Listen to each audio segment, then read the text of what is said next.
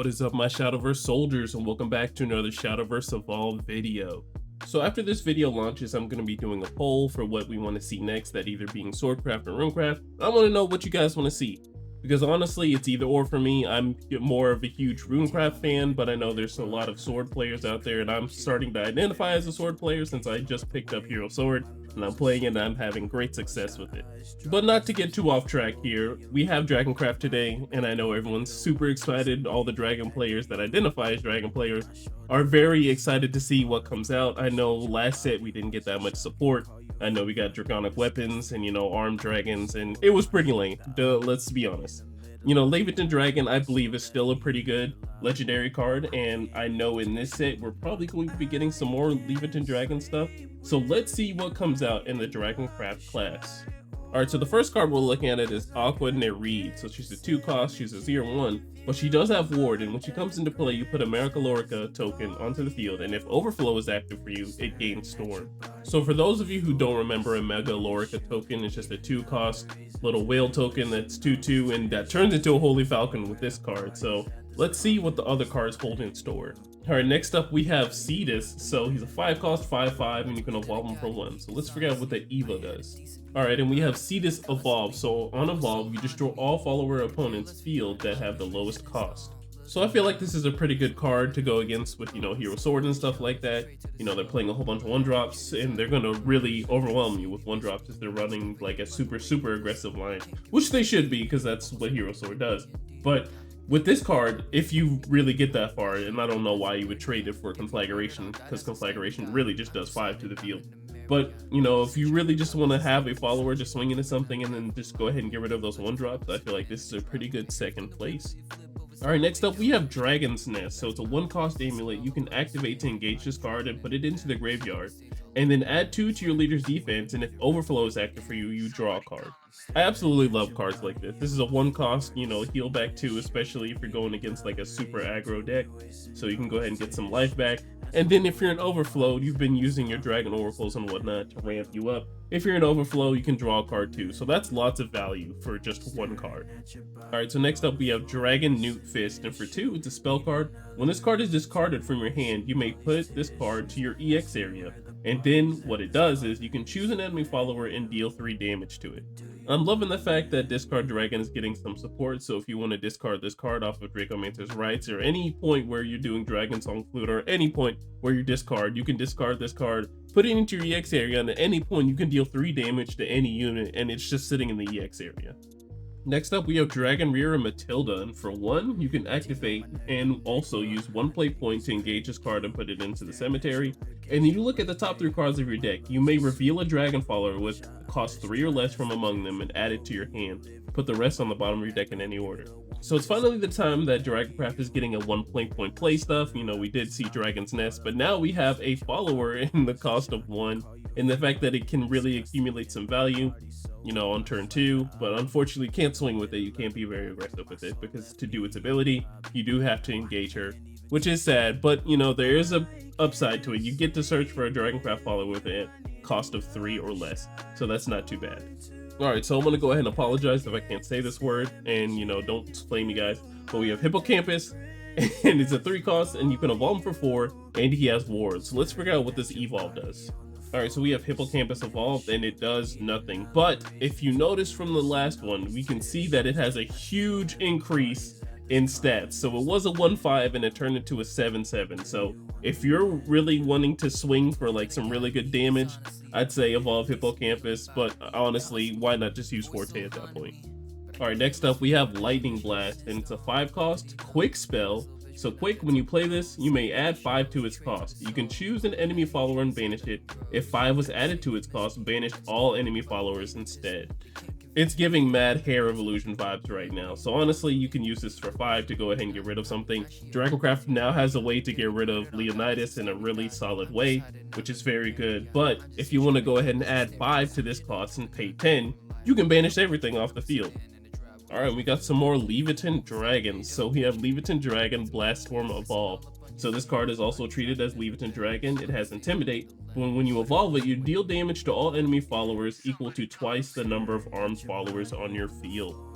So when I think of Leviathan Dragon, you really have to really shape your deck to the armed followers, because your evolved deck is so tight just with Leviathan Dragon. When they add more Leviathan Dragons, it's like, all right, so what am I going to really go for in terms of my Leviathan Dragon? I have not seen the Leviathan Dragon deck played so far from my experience of me playing, but I feel like if you're going to be rocking this line, then you have multiple options to choose from Leviathan Dragons. And we have another Leviathan Dragon. So we have Leviathan Dragon Defense Form evolved. So it's still treated as a Leviathan Dragon, but it has Ward, and you can subtract 1 from damage dealt to this card. And then at the start of your end phase, add 3 to your leader's defense. So I feel like this is a pretty decent card. You don't really need to depend on the armed followers and whatnot. This card can really survive and get well on its own.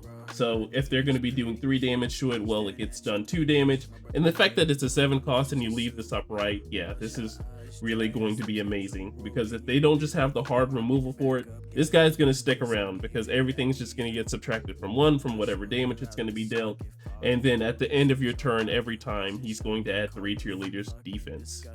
Alright, and we have Prime Dragon Keeper, so she's a 3 cost. Whenever another dragon follower with cost of 3 or less enters your field, choose an enemy follower, deal 2 damage to it, and deal 1 damage to its leader. And then Fanfare, if Overflow is active for you, this gets +1/+1 and gains Intimidate. Alright, so this card does a lot. So we have Prime Dragon Keeper, she's really a 3 cost. She becomes a 2/6 whenever you have Overflow active for you, but at any point in time when you're playing Dragoncraft followers, if they're 3 or less, you're going to be dealing 2 damage to something on the field and then dealing 1 to their enemy leader. So that's actually pretty good for a 3 cost Dragoncraft follower. Now, how practical this card might be, I'm not sure, but I feel like if you're going to be running a little fun Dragoncraft deck, I feel like this with Jabberwock might be pretty nice, but I'm not sure. Alright, and we have our first legendary. We have Python for 6. You can evolve for 1, and then when it comes into play, you search for up to 10 cards from your deck and you banish them. So I'm not sure if there's any way to get these cards back. I don't know if there's like a way in set 4 where you can play these banished cards. I'm not sure.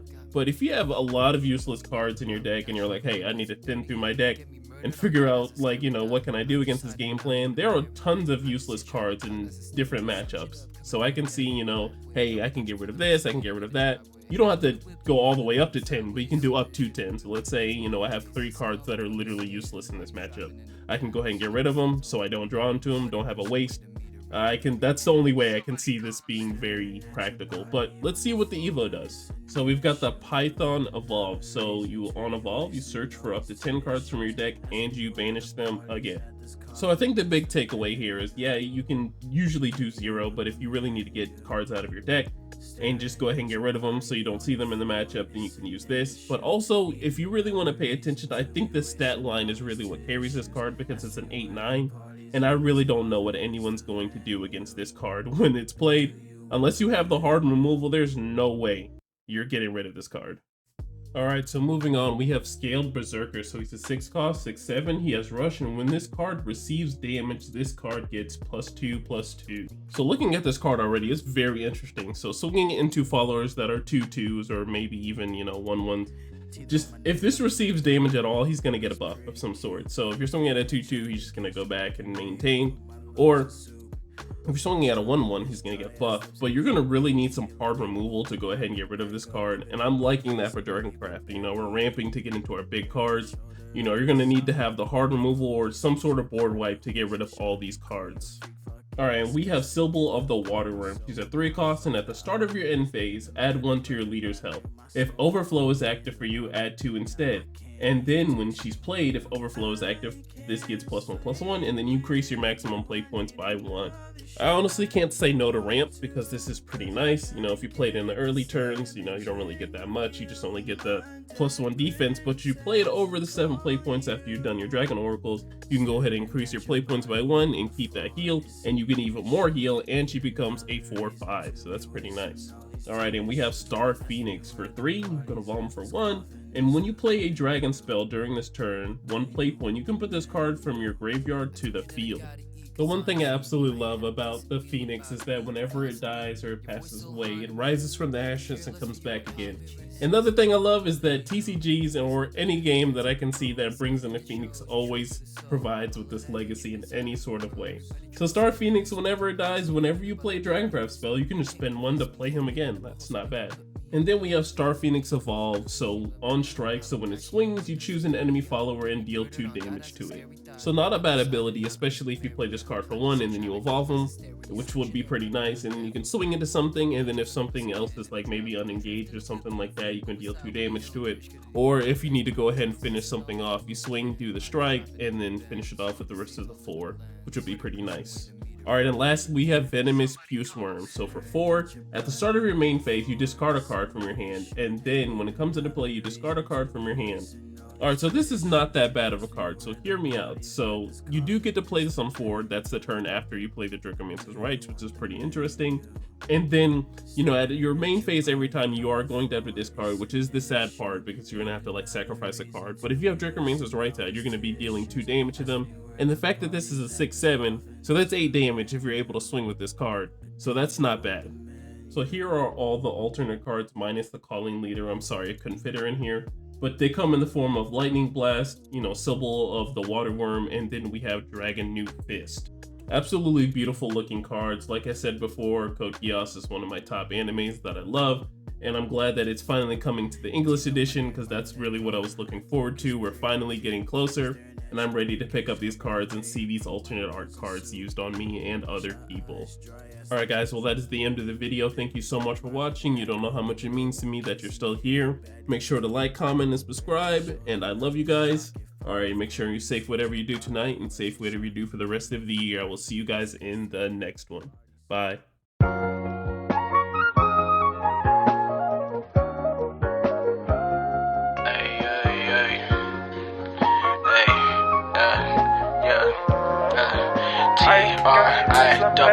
I gave you all my love, baby, my heart is cold when you're around. You warm it up, liquid gold, baby, yeah, you warm it up, liquid gold, baby, and my affection, all that paper you wasted. Take my love.